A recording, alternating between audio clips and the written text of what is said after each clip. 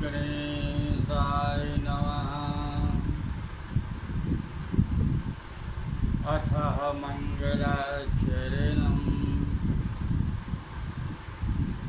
देवी प्रपन्नादि हरे प्रसीद प्रसीद मातर्जगतोऽखिलस्य प्रसीद विश्वेश्वरी पायि त्वमीश्वरी देवी चरचरस्य प्रवक्ता आधार पुरुषस्य नाम डॉक्टर कृष्ण नारायण झा, सहायक प्रोफेसर, जूठालाल संस्कृत महाविद्यालय, मझौलिया, पश्चिमी चंपारण।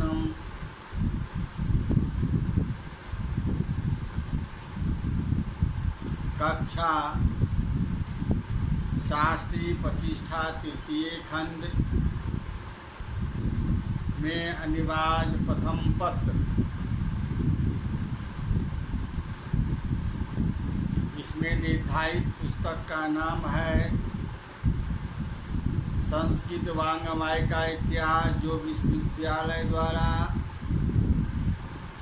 100 अंक की निर्धारित की गई है। आज का शीर्षक है यानी विषय है सामवेद संहिता। आज का विषय है सामवेद संहिता। इससे पहले पूर्व पाठ का स्मरण थोड़ा कर लेते हैं। पूर्व पाठ में मैंने ऋग्वेद एवं यजुर्वेद के महत्व के बारे में जानकारी दिए थे।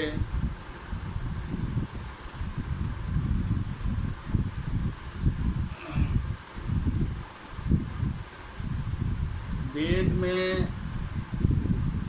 यज्ञों को असाधारण महत्व दिया गया है। वेद में यज्ञों को असाधारण महत्व दिया गया है। यज्ञों की आवश्यकता अनुसार वर्षा, समृद्धि तथा इच्छित फल देने वाले इस यजुर्वेद में वर्णित किया गया है। यजुर्वेद में केवल यज्ञ संबंधी सूचनाएं हैं। विभिन्न नियमादि के लिए वाद विवाद की भी उपलब्ध होता है। मुख्य उपदेश पुरोहित शिक्षा जान पड़ता है, जिससे वे अपनी भली प्रकार यज्ञानुष्ठान में संपन्न करा सके। वैदिक कर्म कांड तथा धर्म के इतिहास की दृष्टि से यजुर्वेद अत्यंत महत्वपूर्ण है।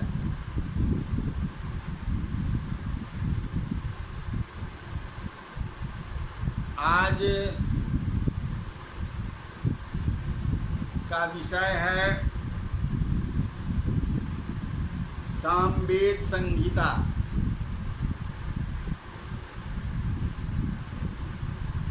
वेद के चार वेद हैं। प्रथम है ऋग्वेद संहिता, यजुर्वेद संहिता एवं सामवेद संहिता और अथर्ववेद संहिता। यजुर्वेद और ऋग्वेद के बारे में ज्ञान दे चुका हूँ, व्याख्यान दे चुका हूँ। आज आज सामवेद क्या है, इसका क्या महत्व है, ये इसमें कितने मंत्र हैं,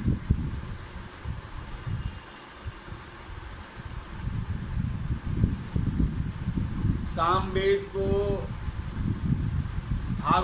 दो भागों में विभक्त किया गया है। पूर्वार्चिक तथा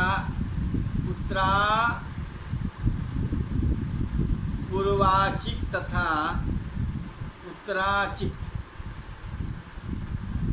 सामवेद को दो भागों में विभक्त किया गया है, पूर्वार्चिक एवं उत्तरार्चिक। पूर्वार्चिक में 6 प्रपाठ अथवा अध्याय हैं। पूर्वार्चिक में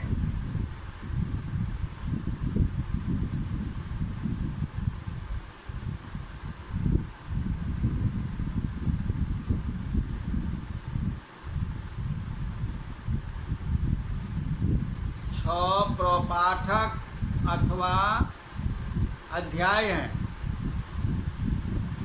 इनमें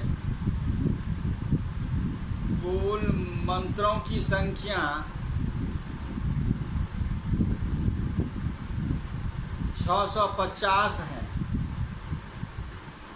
ऋग्वेद के भिन्न भिन्न मंडलों में विभिन्न ऋषियों के द्वारा इष्ट एक ही देवता विषयक मंत्रों का इसमें संकलन है।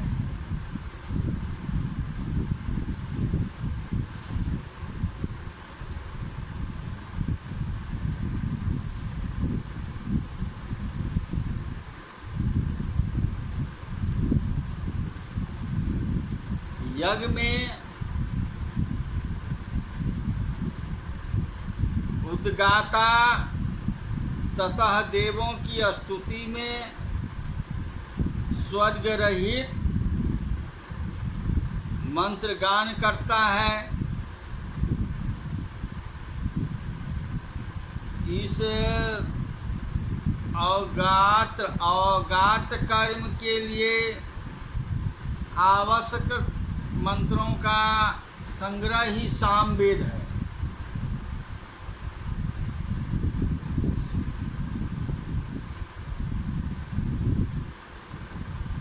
यह साम शब्द का 2 अर्थों में प्रयोग किया जाता है।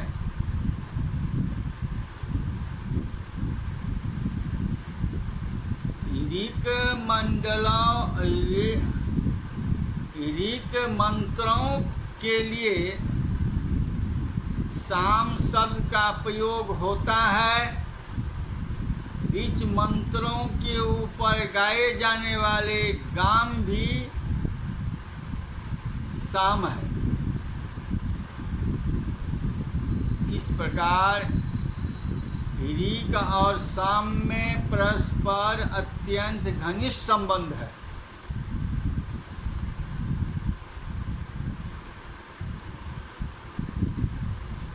ऋग्वेद, अथर्ववेद, ब्राह्मण ग्रंथों तथा उपनिषदों में इस घनिष्ठ संबंध का अनेक कथन हुआ है। छंदोग्य उपनिषद में या ऋक् तत्साम ऋषि अमूढ़ं सामः सामान्यतया सर्वत्र यह धारणा है कि सामवेद का अनेक कथन हुआ है। सामान्यतया सर्वत्र यह धारणा है कि सामवेद के ऋग्वेद के ही ज्ञेय मंत्र का संकलन मात्र है। अतः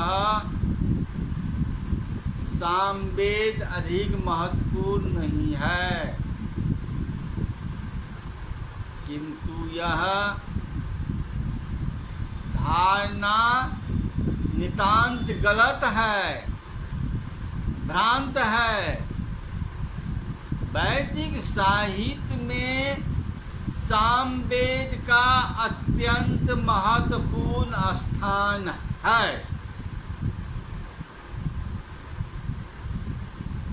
बृहदेवता ने स्पष्ट प्रतिपादित किया है, जो साम को जानता है अर्थात सामवेद को जानता है, वही वेद के रहस्य को जानता है।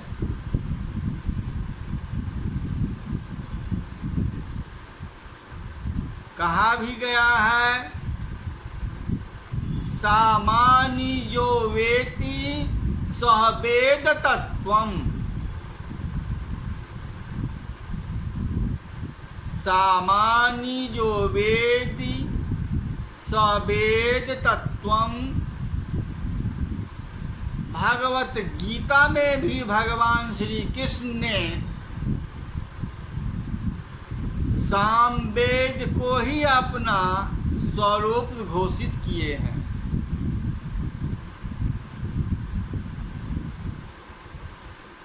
श्रीमद् भागवत गीता में भी भगवान श्री कृष्ण भगवान ने नमो भगवते वासुदेवाय ने सामवेद को ही अपना स्वरूप घोषित किए हैं। ऋग्वेद तथा अथर्ववेद में भी साम की विपुल प्रशंसा है। ऋषि स्पष्ट कहते हैं, जो निरंतर जागृत है उसी को ऋग और साम प्राप्त होते हैं। जो निरंतर जागृत हैं उसी को ऋग्वेद एवं सामवेद प्राप्त होते हैं, किंतु जो अब असावधान हैं वह इनमें कदापि प्रवीण नहीं हो सकता है।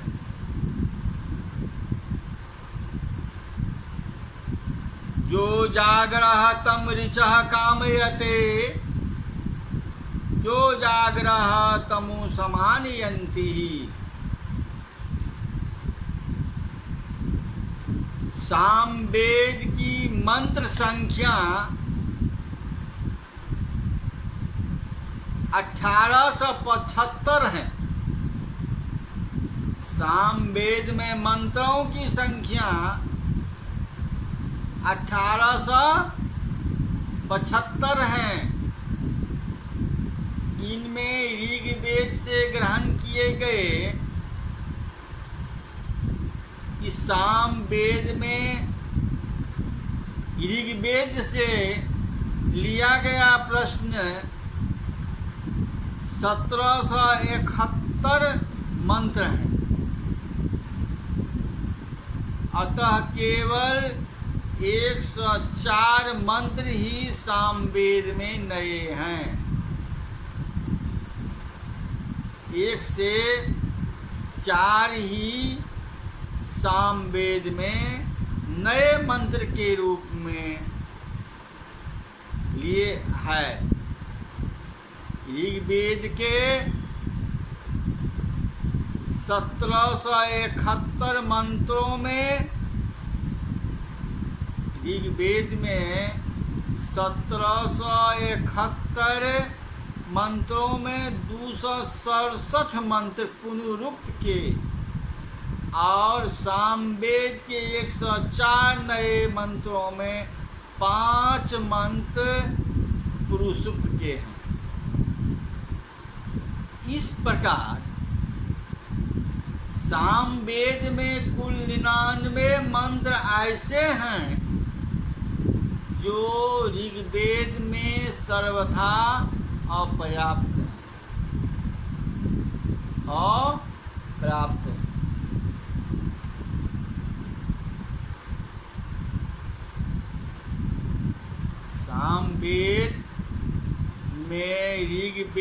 के लगभग सभी मंडलों का मंत्र संगीत है, किंतु अधिकांश मंत्र 8वें तथा 9वें मंडल से ग्रहण किए गए हैं। अब देखते हैं क्या सामवेद 2 विभक्ति में है, पूर्वाचिक तथा उत्तराचिक। अब पूर्वाचिक किसे कहते हैं और उत्तराचिक किसे कहते हैं, इसके बारे में पृथक पृथक जानकारी प्राप्त कर लेना है। पहले पूर्वाचिक,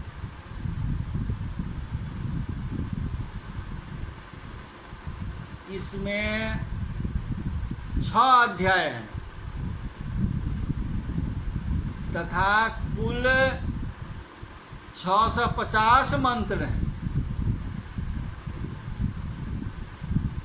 ऋग्वेद के विभिन्न मंडलों में विभिन्न ऋषियों के द्वारा दिष्ट एक ही देवता विषयक मंत्रों का इसमें संकलन है।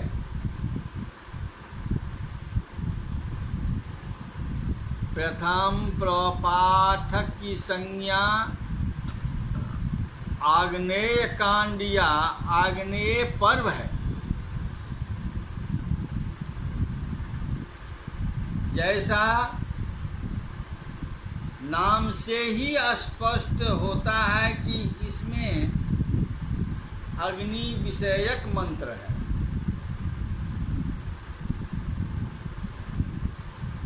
द्वितीय एवं तृतीय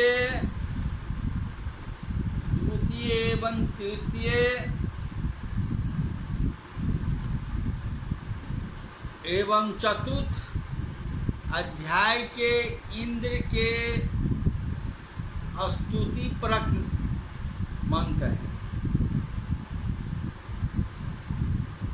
इन तीनों अध्याय मिलकर इंद्र पर्व कहलाते हैं, क्योंकि इन तीनों अध्यायों में इंद्र के स्तुति परक मंत्र है। पंचम अध्याय का अभिज्ञान पवमान पर्व है। इसमें सोम विषयक ऋचाएं संकलित है, जो ऋग्वेद के नवम मंडल सोम पवमान से उद्धृत की गई है।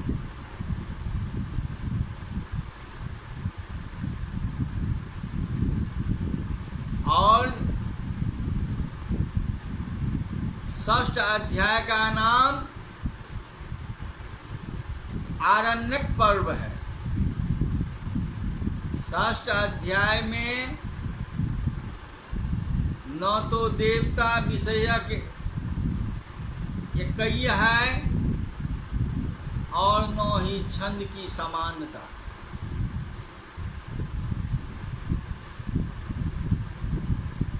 किंतु इस अध्याय में गान विषयक एकता प्राप्त होती है।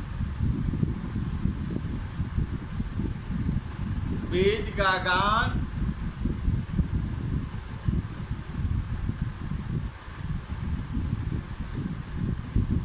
ये गान विषयक एकता प्राप्त होती है। प्रथम से पंचम अध्याय तक मंत्र समूह ग्राम गान कहलाता है। छठे अध्याय को ऋचाएं अरण्यन गान है। इस तरह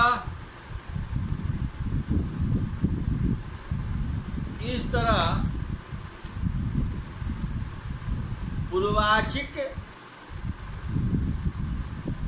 वेद के पूर्वाचिक का मैंने अभी दर्शाए हैं। अब वेद के उत्तराचिक के बारे में जानकारी प्राप्त करने जा रहे हैं।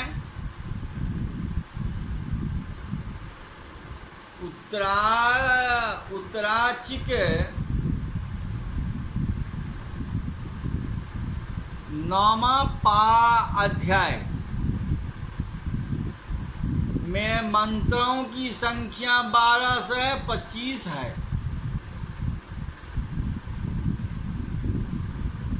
सामवेद वाक्य अति प्रसिद्ध है,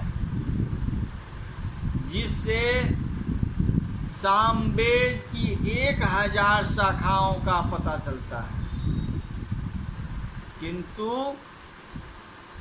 कहीं भी इन सहस्त्र शाखाओं के नाम उपलब्ध नहीं होते।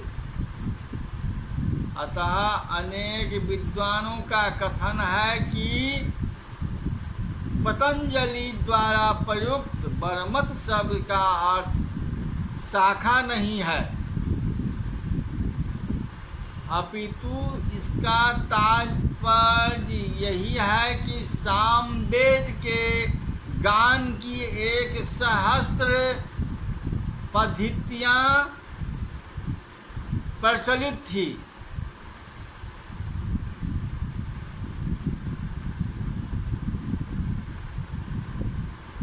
श्री सातवेलकर एवं श्री सत्यव्रत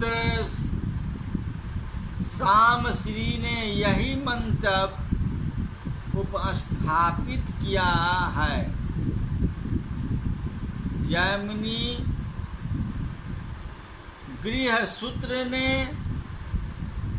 सामवेद की 13 शाखाएं गिनाई है।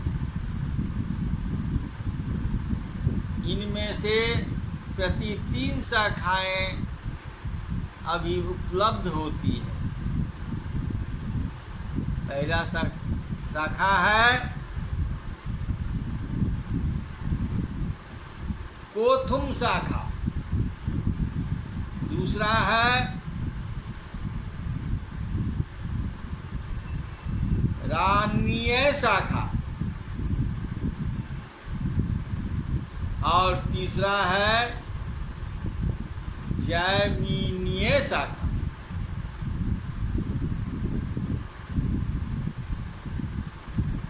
कोथुम शाखा की संहिता सर्वाधिक प्रचलित है। आदि शंकराचार्य ने वेदांत भाष्य में अनेक स्थलों पर इस शाखा का नाम निर्देश दिया है।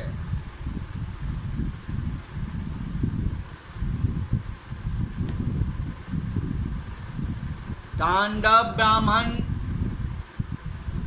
तथा छंदयोग उपनिषद सामवेद की इसी शाखा से संबंध है। इनमें मंत्रों की गणना पद्धति, अध्याय, खंड मंत्र इस प्रकार हैं कि इस शाखा का प्रचलन अधिकांशतया गुजरात के नागर ब्राह्मणों में है। रानायणीय शाखा, इस शाखा की संहिता तथा कोथुम शाखा की संहिता में कोई मौलिक अंतर नहीं है। दोनों में वे ही मंत्र उसी क्रम से प्राप्त होते हैं, किंतु इस शाखा की गणना पद्धति भिन्न प्रकार की है। जो अध्याय अर्ध पाठक दर्शति मंत्र इस प्रकार हैं जो शाखाओं के उच्चारण में भी कहीं कहीं पार्थक्यम। वर्तमान में रमणीय शाखा का प्रचार महाराष्ट्र में है। अब तीसरा है जैमिनी शाखा। अब जैमिनीय शाखा संहिता अन्य शाखाओं से पर्याप्त भिन्न है। इनकी मंत्र संख्या लगभग 1687 प्रथम शाखा की अपेक्षा इसमें 142 मंत्र कम है। संपत्ति शाखा में वर्तमान में इस शाखा के समग्र ग्रंथ संहिता, ब्राह्मण, आरण्यक, श्रौत तथा ब्रह्मसूत्र उपलब्ध हो गए हैं। इसी शाखा की एक और अर्वांतर शाखा तवलकार शाखा है, जिससे केनोपनिषद संबद्ध है। सामवेद में उपलब्ध तत्व प्रमुख है। इनमें दोनों भागों से पूर्वाचिक एवं अग्नि, इंद्र और सोम विषय का मंत्र है। इनमें मंत्रगान की दृष्टि से प्रत्येक मंत्र की एक लय स्मरण होती है, जिसका प्रयोग उत्तराचिक में होता है। यज्ञों के अनुष्ठान के समय उद्गाता इन मंत्रों का गान करते हैं। इस दृष्टि से सामवेद और यजुर्वेद का भी घनिष्ठ संबंध है। सोमदेव में सोम, सोम रस, सोमपान, सोम यज्ञ आदि का विशेष महत्व है। सामवेद में सोम, सोमरस, सोमपान, सोमयज्ञ आदि का विशेष महत्व है। आध्यात्मिक दृष्टि से ओंकार तत्व है। आध्यात्मिक दृष्टि से ओंकार तत्व है। ओंकार ब्रह्म है। इस ब्रह्म की प्राप्ति का साधन उपासना है। सामवेद संगीत एवं भक्त के द्वारा इस उपासना को संपन्न करता है। आज सामवेद के बारे में जानकारी प्राप्त किए हैं। टिप्पणी के रूप में ये पूछे जा सकते हैं।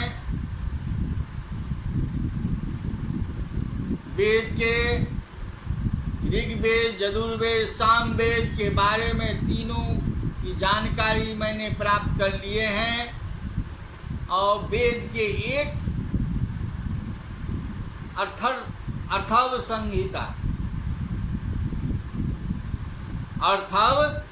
संहिता के बारे में आगे कक्षा में ज्ञान प्राप्त करेंगे। आज का व्याख्यान हम यहीं समाप्त करते हैं। इति संपूर्णम।